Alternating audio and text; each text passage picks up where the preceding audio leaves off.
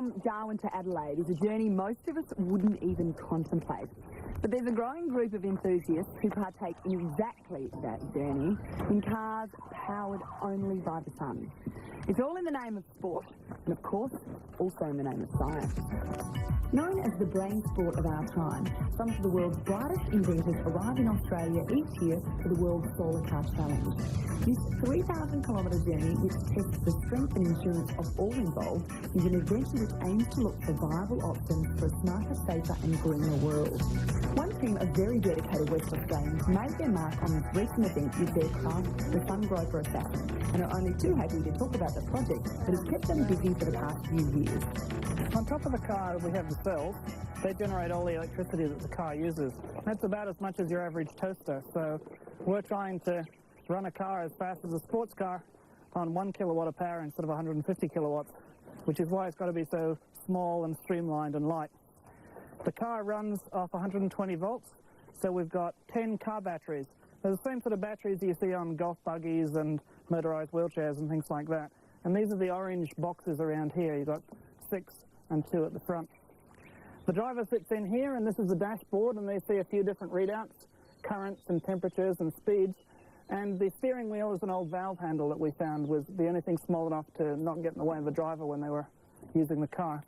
To climb in and out, you open up this whole dashboard assembly and climb in the front of the car. The event was created by Danish-born adventurer Hans Thorstrup, who was the first man to navigate the globe in a 16-foot open yacht. The first event was held in 1987 with a field of 23 cars. This year there are over 100 universities involved in solar car projects. As the event has grown, so too have technological advances. Since the very first year, average car speeds have increased by over 25 kilometres per hour, and they're still on the rise.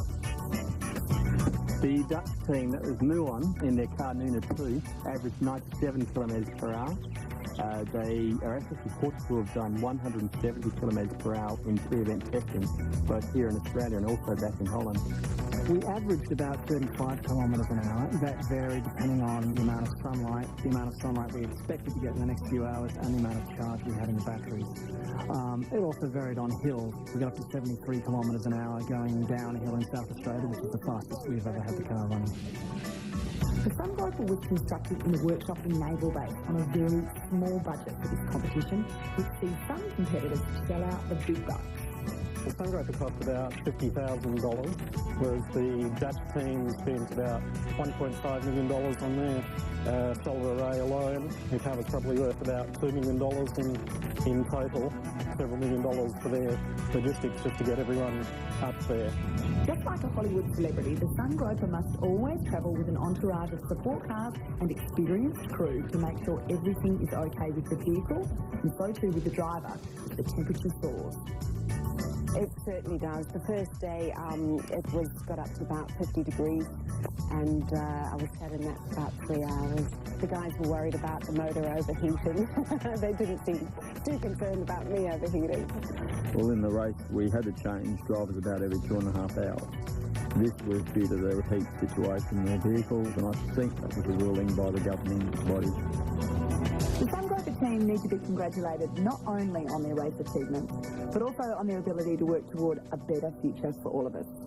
The 8th World Solar Challenge will be held in 2005.